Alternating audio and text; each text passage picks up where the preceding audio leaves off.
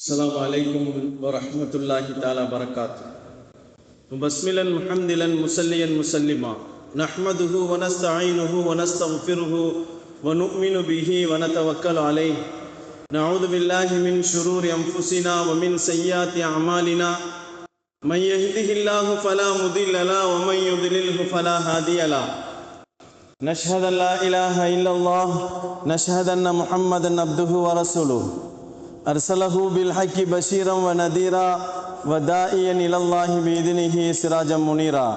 سبحانك لا علم لنا إلا ما علمتنا إنك أنت العليم الحكيم. أما بعد فقد قال الله تعالى في محكم التنزيل والفرقان العليم. أعوذ بالله السميع العليم. بسم الله الرحمن الرحيم. يريد الله بكم اليسر ولا يريد بكم العسر ولتكملوا العدة ولتكبروا الله على ما هداكم لعلكم تشكرون. قال نبينا صلى الله عليه وسلم: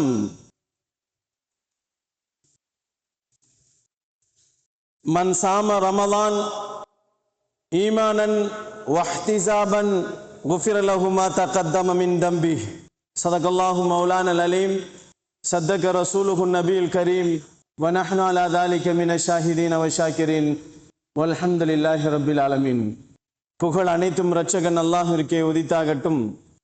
உம்மா நபி ஸல்லல்லாஹு அலைஹி வஸல்லம் அவர்களின் மீதும் அருமை நாயகம் ஸல்லல்லாஹு அலைஹி வஸல்லம் அவர்களின் குடும்பத்தார்கள் மீதும் பெருமானார் ஸல்லல்லாஹு அலைஹி வஸல்லம் அவர்களின் தோழர்கள் சஹாபாக்களின் மீதும் தாபீன்கள் மீதும் தபோ தாபீன்கள் மீதும் நம் அனைவர்கள் மீதும் அல்லாஹுவின் கருணையும் சாந்தியும் சமாதானமும் என்றென்றும் நின்று நிலவட்டுமாக.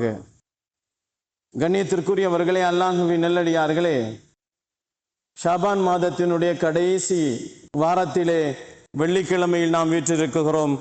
அல்லாஹு ஜல்ல ஷானஹு தஆலா ஷாபானிலே பரக்கத்தை செய்து ரமலானிலே முழுக்க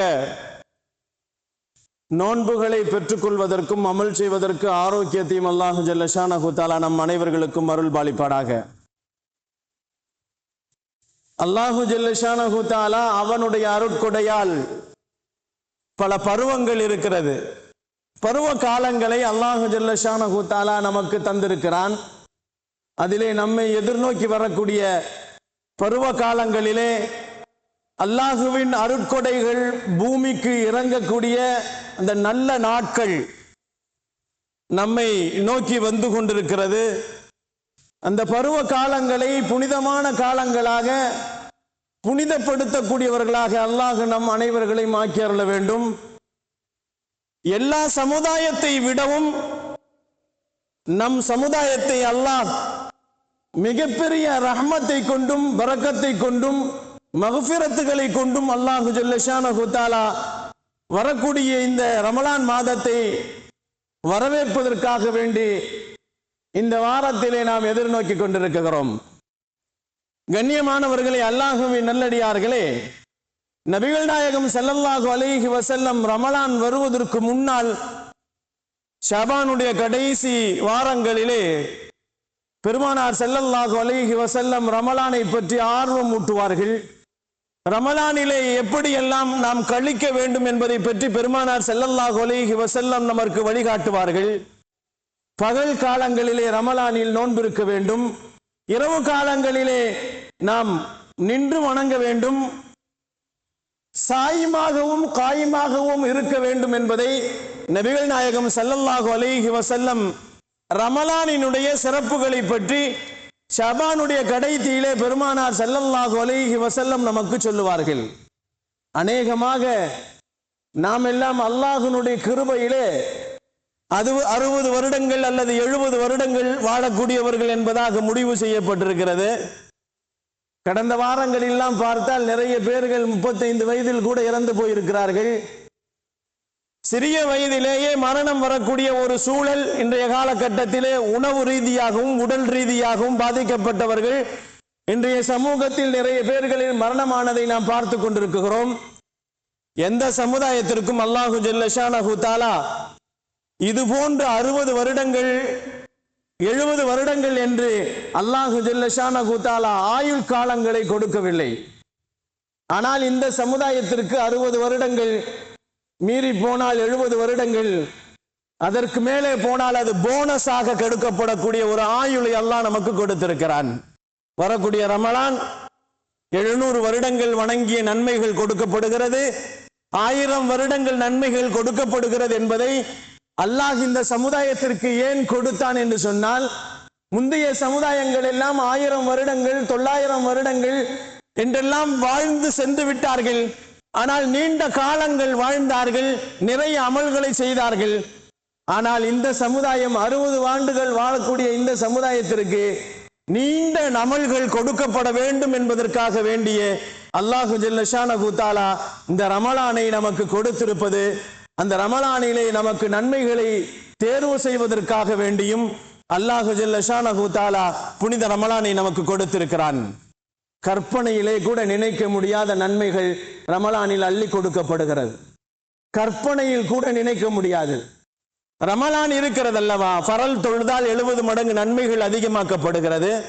சுன்னத்துகளுக்கும் நஃபிலுகளுக்கும் ஃபரலுடைய அந்தஸ்துகள் கொடுக்கப்படுகிறது. கண்ணியமானவர்களை, மற்ற மாதங்களிலே செய்யக்கூடிய அமல்களுக்கும் ரமலானிலே செய்யக்கூடிய அமல்களுக்கும் நன்மைகள் அதிகமாக்கப்படுவதை நாம் ஹதீசுகளிலேயும் பெருமானார் ஸல்லல்லாஹு அலைஹி வஸல்லம் சொல்லக்கூடிய நிறைய விஷயங்களிலேயும் நாம் பார்த்து கொண்டிருக்கிறோம். அல்லாஹு ஜல்ல ஷானஹு தஆலா நமக்கு குறைந்த ஆயுளை கொடுத்தாலும் நிறைந்த நன்மைகளை பெற வேண்டும் என்பதற்காக வேண்டித்தான் இந்த காலங்களை, சில விசேஷமான காலங்களை நமக்கு கொடுத்திருக்கிறான் என்று பெருமானார் ஸல்லல்லாஹு அலைஹி வஸல்லம் அவர்கள் நமக்கு கொடுத்தார்கள். ரமலானில் நமக்கு கொடுத்த குறைந்த அமல்களை செய்தாலும் அல்லாஹு ஜல்ல ஷானஹு தஆலா நிறைவான நன்மைகளை கொடுக்குகிறேன் என்பதாக பெருமானார் ஸல்லல்லாஹு அலைஹி வஸல்லம் நமக்கு சொல்லி காட்டினார்கள். அதனால்தான் ரமலான் வருவதற்கு முன்னாலேயே பெருமானார் ஸல்லல்லாஹு அலைஹி வஸல்லம் ரமலானை பெற்றுக்கொள்ள வேண்டும் என்று அல்லாஹ்விடத்தில் பிரார்த்தனை செய்தார்கள். இறைநேசர்கள் கூட இப்படி துஆ செய்வார்கள். அல்லாஹ்வை நெருக்கம் பெற்ற இறைநேசர்கள், அல்லாஹ்வின் நேசர்கள் இப்படி கூட துஆ செய்வார்கள். அல்லாஹும்ம சல்லிமில் ரமலான, அல்லாஹும்ம சல்லிமினல் ரமலான வசல்லிம் லனா ரமலான் என்பதாக துஆ செய்வார்கள். ரப்பே, ரமலான் எங்களுக்கு ஆரோக்கியமாக கிடைக்க வேண்டும், ரமலானை நாங்கள் சலாமத்தாக பெற வேண்டும், ரமலானிலே நாங்கள் சலாமத்தாக இருக்க வேண்டும் என்ற பிரார்த்தனையை நபிகள் நாயகம் ஸல்லல்லாஹு அலைஹி வஸல்லம் அவர்களை பின்பற்றிய இறை நேசர்கள் நமக்கு சொல்லி தருவார்கள். அன்பிற்கினியவர்களே, அல்லாஹ்வின் நல்லடியார்களே, ரமலான் எங்களுக்காக வேண்டி, இந்த உம்மத்திற்காக வேண்டி கொடுக்கப்பட்ட மிகப்பெரிய ரஹ்மத்தான காலங்கள். அல்லாஹு ஜல்ல ஷானஹு தஆலா இந்த மாதம் கிடைக்கப்பட்டது பாக்கியமான மாதம். இந்த மாதத்தை நாம் தவறவிட்டு விடக் கூடாது என்பதற்காக வேண்டித்தான் நபிகள் நாயகம் ஸல்லல்லாஹு அலைஹி வஸல்லம் அவர்கள் 2 மாதத்திற்கு முன்னாலே ரமலான் எனக்கு வேண்டும், ரமலானை நான் பெற்றுக்கொள்ள வேண்டும் என்று நீங்கள் துஆ செய்யுங்கள் என்று பிரார்த்தனைகளின் மூலமாக பெருமானார் ஸல்லல்லாஹு அலைஹி வஸல்லம் துஆவை கடந்து வந்து இன்னும் 5 தினங்களுக்கு பின்னால் ரமலான் முதல் பிறையை நாம் தொட இருக்கிறோம். அல்லாஹ் ரமலானிலே அந்த ஆரோக்கியமான ரமலானை பெறக்கூடியவர்களாக, ரமலானிலே நாம் ஆரோக்கியமாக இருக்கக்கூடியவர்களாக அல்லாஹ் நம்மை கபூல் செய்ய வேண்டும். கண்ணியமானவர்களே, அல்லாஹுவின் நல்லடியார்களே, பெருமானார் ஸல்லல்லாஹு அலைஹி வஸல்லம் அவர்கள் நமக்கு நெருங்கிய வாய்ப்புகள் நமக்கு கிடைத்திருக்கிறது, நிறைய வாய்ப்புகள் நமக்கு கொடுத்திருக்கிறான். அதை நழுவி விட்டு கூடாது என்பதாக பெருமானார் சஹாபாக்களுக்கு சொல்லி தருவார்கள். அல்லாஹுவிடத்திலே நெருங்கக்கூடிய சில விஷயங்கள் இருக்கிறது, அல்லாஹுவின் பக்கம் நெருங்கக்கூடிய சில விஷயங்கள் இருக்கிறது. அதிலே 2 விஷயங்கள் அல்லாஹுவை நெருங்குவதற்குண்டான வாய்ப்புகள் இருக்கிறது. ஒன்று, அக்ரபு மா யகூனுல் அப்து மிர் ரப்பிஹி இதா ஜா என்று சொன்னார்கள் பெருமான் ஸல்லல்லாஹு அலைஹி வஸல்லம். ஒரு மனிதன் எப்பொழுது பசியாக இருக்கிறானோ, ஒரு மனிதன் பசியாக இருக்கின்ற நேரத்தில் அல்லாஹுவின் நெருக்கம் கிடைக்கும். பசியோடு இருக்கின்ற நேரத்தில் இறைவனின் நெருக்கம் கிடைக்கும் என்று நபிகள் நாயகம் ஸல்லல்லாஹு அலைஹி வஸல்லம் அவர்கள் சொன்னார்கள். அல்லாஹுவின் நெருக்கம் மிக அவசியமாக கிடைக்கின்றது பசியினால். அடுத்தது சொன்னார்கள் பெருமானார் ஸல்லல்லாஹு அலைஹி வஸல்லம், அக்ரபு மா யகூனுல் அப்து மிர் ரப்பிஹி. பெருமானார் ஸல்லல்லாஹு அலைஹி வஸல்லம் சொல்லிவிட்டு சொன்னார்கள், வஹுவ சாஜிதுன். அதிகமாக சஜிதா செய்யக்கூடியவர்கள், சஜிதாவிலே இருக்கக்கூடியவர்கள் அல்லாஹ்விடத்தில் நெருக்கமாக கூடியவர்கள் என்பதை பெருமானார் பதிவு செய்தார்கள். இந்த 2 நேரங்களில் மட்டும் அல்லாஹ்வுடைய நெருக்கம் நமக்கு கிடைக்கும். ஒன்று பசியாக இருப்பது, இன்னொன்று சஜிதாவிலே இருக்கின்ற நேரம். சஜிதாவிலே இருக்கும் பொழுது அல்லாஹ்வுடைய நெருக்கம் கிடைக்கிறது. அதே போன்று பசியாக இருக்கின்ற நேரத்தில் நமக்கு அல்லாஹ்வின் நெருக்கம் கிடைக்கிறது. இது ரமலானிலே அதிகமாக இருக்கிறது. இந்த 2 தன்மைகளும் ரமலானில் அதிகமாக இருக்கிறது. பகல் முழுக்க பட்டினியாக இருக்கிறான், அல்லாஹ்வின் நெருக்கம் கிடைக்கிறது.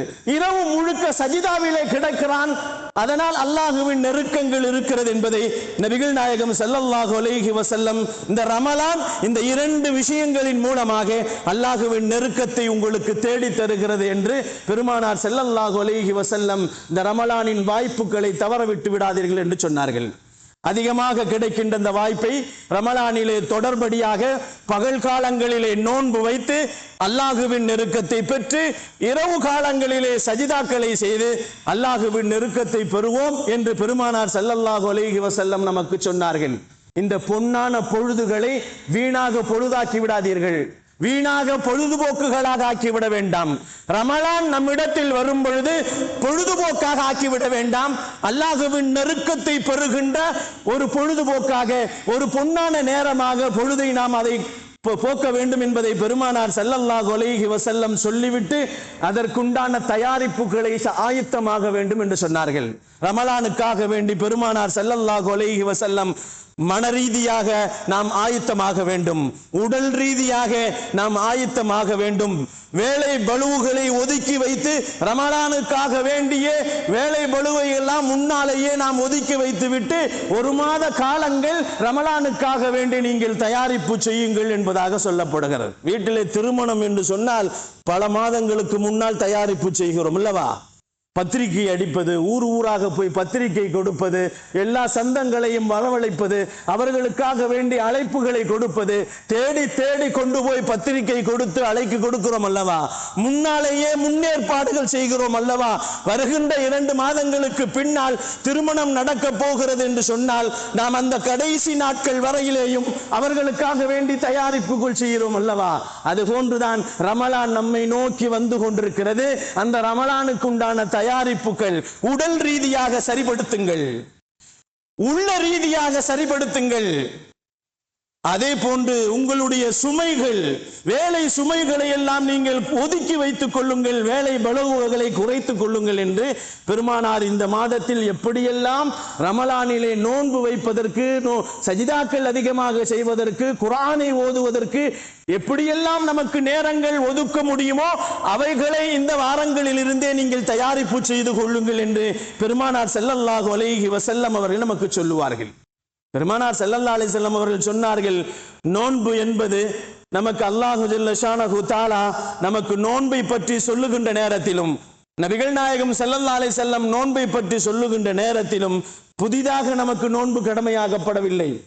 நமக்கு மட்டும்தான், இந்த உம்மத்தே முஹம்மதியாவுக்கு மட்டும்தான் நோன்பு கடமையாக்கப்பட்டிருக்கிறது என்று நினைத்துக் கொள்ள வேண்டாம் என்று அல்லாஹு சொல்லுவான்.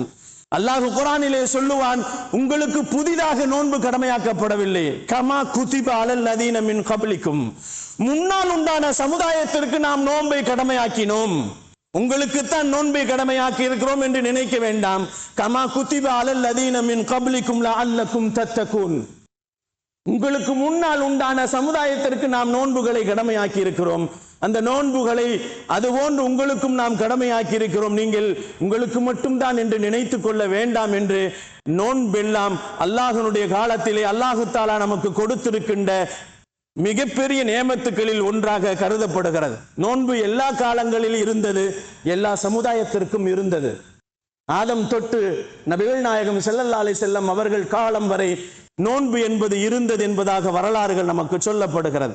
கண்ணியத்திற்குரியவர்களே, அல்லாஹ்வின் நல்லடியார்களே, எல்லா தீர்க்கதரிசிகளும் நோன்பு வைத்திருக்கிறார்கள், எல்லா நபிமார்களும் நோன்பு வைத்திருக்கிறார்கள். நோன்பு என்பது இறைவனின் நெருக்கத்தை பெறுவதற்குண்டான ஆயுதம் என்று சொன்னார்கள் பெருமான் ஸல்லல்லாஹு அலைஹி வஸல்லம். நோன்பு என்பது இறைவனை அப்படி அசைத்து போடக்கூடிய மிகப்பெரிய ஒரு சக்தி என்று சொன்னார்கள் பெருமானார் ஸல்லல்லாஹு அலைஹி வஸல்லம். நோன்பு வைத்து விட்டால் அல்லாஹ் சொல்லுகிறான், நான் நோன்புக்கு கூலி தருகிறேன் என்று சொல்லுவான். கண்ணியமானவர்களே, அல்லாஹ்வின் நல்லடியார்களே, நோன்பாளிகளை பார்த்து அல்லாஹ் சந்தோஷப்படுகிறான், நோன்பாளிகளின் வாய் வாடையை பார்த்து அல்லாஹ் சந்தோஷப்படுகிறான். நபிகள் நாயகம் ஸல்லல்லாஹு அலைஹி வஸல்லம் அவர்கள் நோன்பு வைத்தவர்கள் நல்லோர்கள், நபிமார்கள் எல்லாம் நோன்பு வைத்தவர்கள் தான், இறைநேசர்கள் எல்லாம் நோன்பு வைத்தார்கள். ஏன் நோன்பு வைத்தார்கள்? இறைவனின் நெருக்கத்தை பெறுவதற்காக வேண்டி நோன்பு வைத்தார்கள். அன்பிற்கினியவர்களே, நமக்கு கடமையாக்கப்பட்ட அந்த நோன்பு, இவைகள் எல்லாம் இதற்கு முன்னால் நோன்பு வைத்தார்கள். அதையெல்லாம் ஒன்று சேர்த்து இந்த உம்மத்திற்கு அதை கடமையாக மாற்றிவிட்டான் அல்லாஹ். அன்பிற்கினியவர்களே, அல்லாஹுவின் நல்லடியார்களே, ஒரு மரியம் அலைஹிஸ்ஸலாம் வரலாறுகளை அல்லாஹ் குர்ஆனிலே பதிவு செய்வான். மரியம் அலைஹிஸ்ஸலாம் அவர்கள் எப்படி நோன்பு வைத்தார்கள்?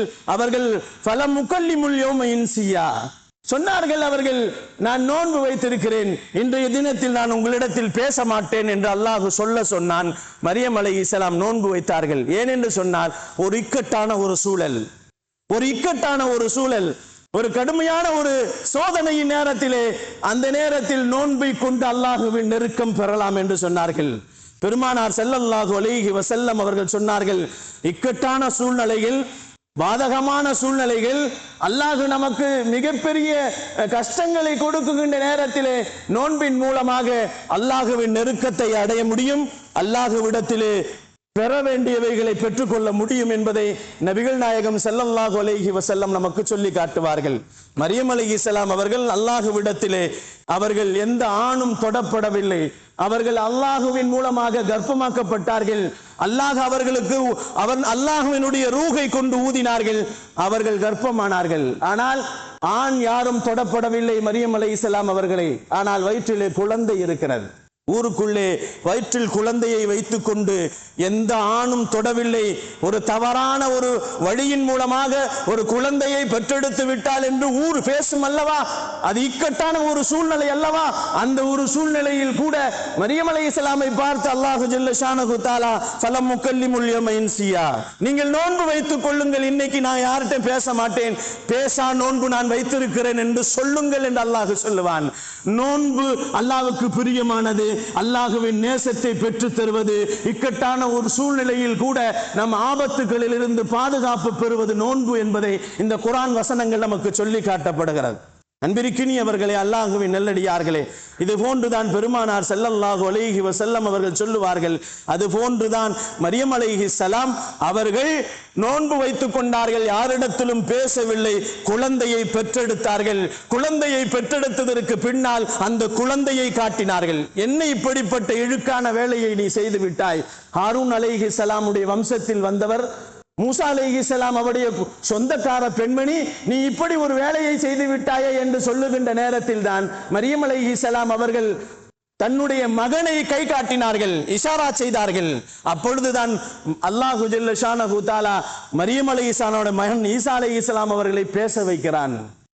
இன்னி அப்துல்லா ஆத்தானியல் கிதாப வஜாலனி முபாரக்கன் என்று அல்லாஹ் குர்ஆன் வசனங்களை பேசுவான். அந்த இது விஷயத்தை ஈசா அலைஹிஸ்ஸலாத்தினுடைய தாயார் அவர்கள் மகனை காட்டுகிறார்கள். ஈசா அலைஹிஸ்ஸலாம் அவர்கள் குழந்தை பருவத்திலேயே பேசினார்கள் என்பதாக வரலாறு.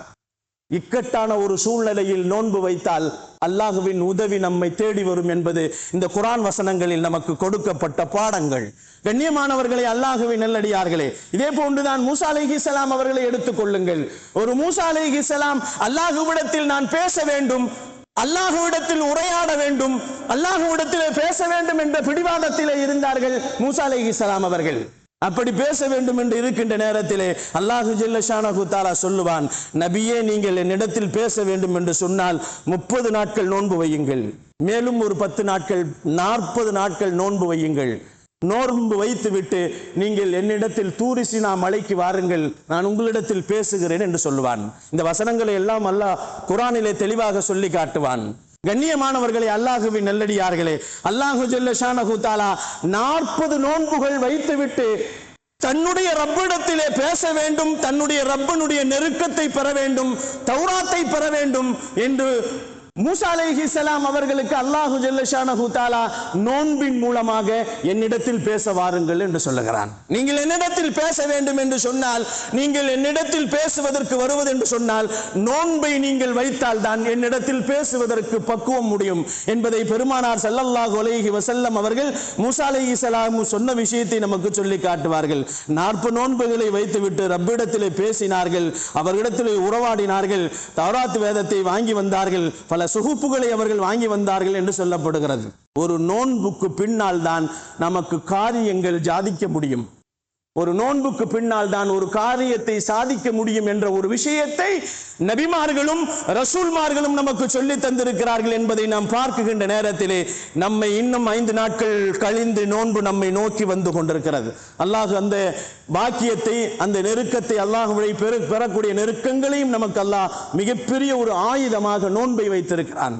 கண்ணியமானவர்களே, அல்லாஹ்வின் நல்லடியார்களே, நாம் பட்டினியாக கிடப்பது இறைவனுக்கு ஆசை இல்லை. நாம் பட்டினியாக பசியாக இருப்பது அல்லாஹ்வுக்கு எந்த தேவையும் இல்லை. நாம் பட்டினியாக இருப்பது அல்லாஹ்வுக்கு எந்த ஒரு அவசியமும் இல்லை. ஆனால் நாம் பட்டினியாக இருப்பது அல்லாஹ்விற்கு சந்தோஷமான விஷயம்.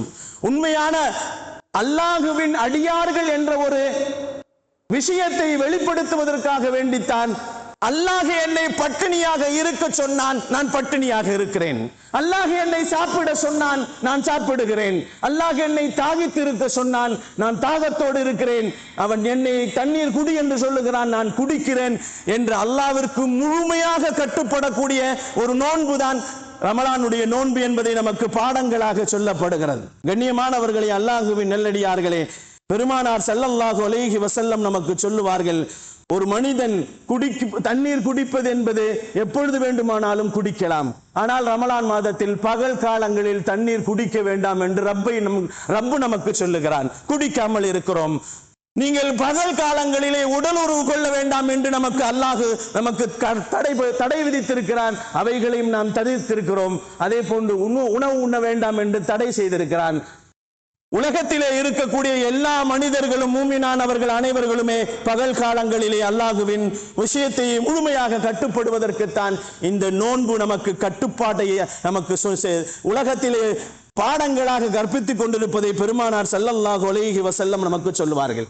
கண்ணியமானவர்களே, தொழுதால் 4 பேர்கள் நம்மை பார்ப்பார்கள்.